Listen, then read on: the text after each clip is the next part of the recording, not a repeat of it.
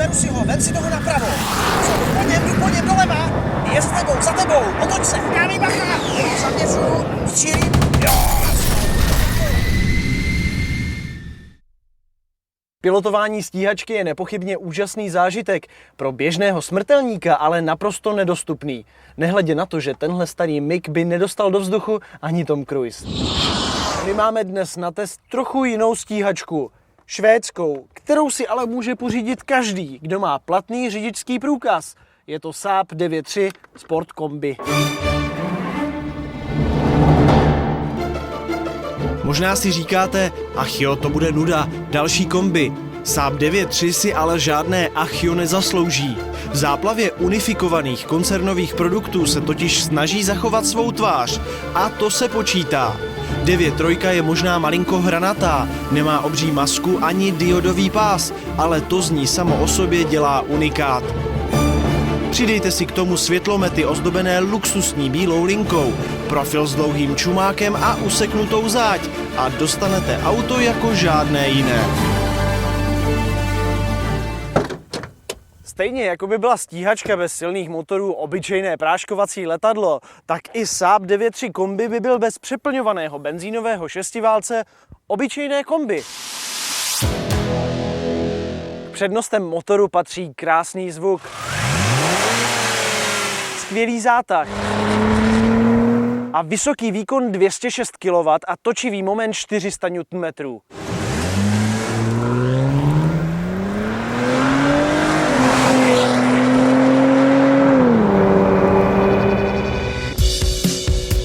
Asi jste pochopili, že na benzínovém přeplňovaném šestiválci se těžko hledají chyby.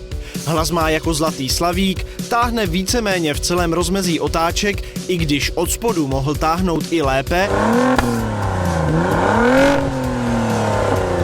Vyčítat mu lze snad jedině vysokou kombinovanou spotřebu.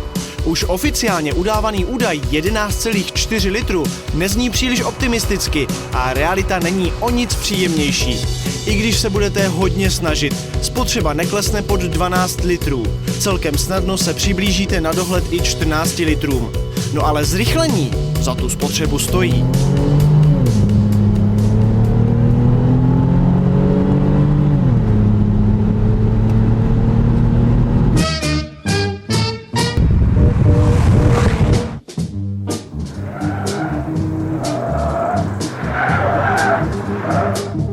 Mezi kužely zvládá 9.3 dobře.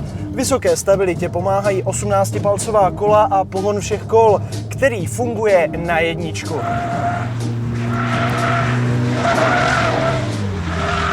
Jediné, s čím se zatím nemůžu poprat, je řízení, které je tak nějak zvláštně gumové a odtažité. No, uvidím, se ukáže další testování. Pohon všech kol se v Saabu 9.3 rovná mezinápravová spojka Haldex poslední generace, doplněná o elektronicky ovládaný diferenciál zadní nápravy ELSD. Za normálních okolností na zadní nápravu putuje pouze 5 až 10% točivého momentu. Při zhoršených trakčních podmínkách to však může být i 70%. Zadní diferenciál navíc rozděluje točivý moment chytře mezi kola zadní nápravy. Výsledek má být a je ten, že kombi skvěle sedí na silnici a ochotně opisuje oblouky zatáček.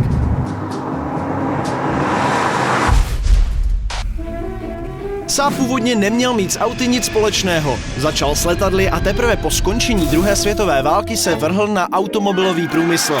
První auto ukázal v roce 1947. Byl to prototyp modelu 9.2, z něhož se později stal i dnes známý model 9.3. Saab 9.5 následoval v roce 1959.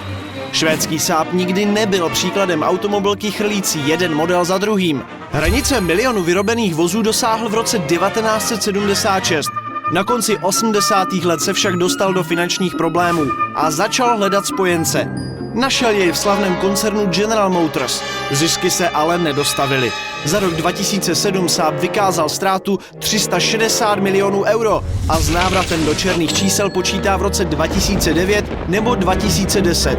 Je otázka, zda General Motors, sám zmítaný finančními problémy, bude mít se Saabem trpělivost.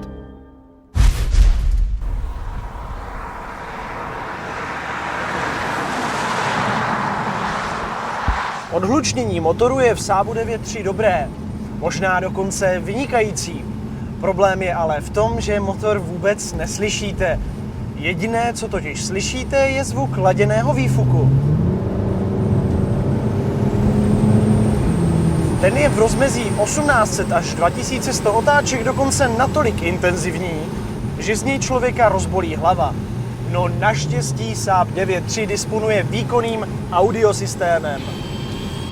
Ten totiž dokáže laděný výfuk překřičet. Teď ještě ne, musíme přidat. Teď už je to lepší, ale stále slyším výfuk. A tak teď už výfuk neslyšíme. Ale tohle se zase nedá poslouchat déle než 5 minut. No nic, tak se pokusíme o maximálně tichou jízdu. Pěkně opatrně na plynový pedál. Tak, hezky. To není pravda. Já se snad té klidné jízdy nedočkám, teď tady zase vržou plasty. To je hrůza. Tak toto je, dámy a pánové, jediný způsob, jak zajistit akustickou pohodu na palubě Saabu 9.3 s laděným výfukem.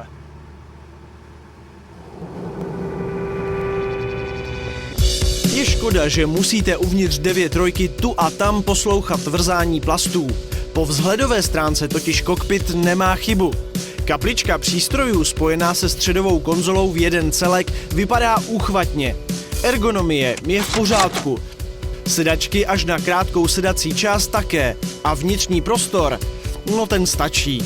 I když tedy na kombi dlouhé 4,67 metru bychom čekali více místa vzadu u kolen.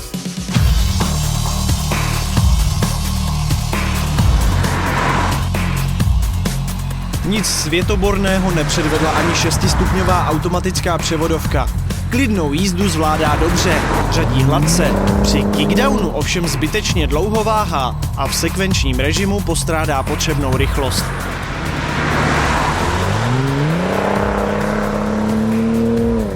Je dobře, že existují auta tak svébytná jako Saab 9.3 Sport Combi. Jediný problém spočívá v tom, že například za testovaný výroční model Turbo X zaplatíte 1 419 000 korun. V němž kromě bohaté výbavy dostanete bohužel i podivné řízení, dunivý výfuk nebo pomalý automat. Jinými slovy, Saab 9.3 je dobré auto, originální, nicméně v několika oblastech by potřebovalo hodně přidat. Saabe, tady řídící věž. Saabe, tady řídící věž. Máte volnou runway a můžete startovat.